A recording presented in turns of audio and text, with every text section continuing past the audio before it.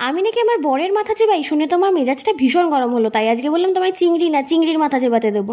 এরকম একটা mixing jar নিয়ে চিংড়ি মাছের মাথা, তার সাথে কিছুটা নারকেল কোড়া দিয়ে ভালো মতো পেস্ট করে নিলাম।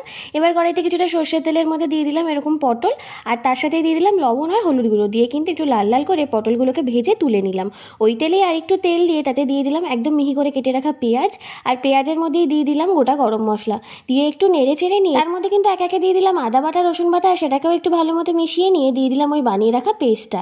একই সাথে দিয়ে দিলাম লবণ, হলুদ গুঁড়ো, লঙ্কার গুঁড়ো, ধনের গুঁড়ো, জিরের গুঁড়ো, দিয়ে মশলাটাকে ভালো মতো মিশিয়ে নিয়ে কষিয়ে নিলাম বেশ খানিকক্ষণের জন্য। কষা কষা হয়ে গেলে পরে তার মধ্যে ভেজে রাখা পটলটা দিয়ে দিলাম সামান্য একটু জল, দিয়ে আবারও পটলের সাথে কিন্তু গা মাখা করে নিলাম।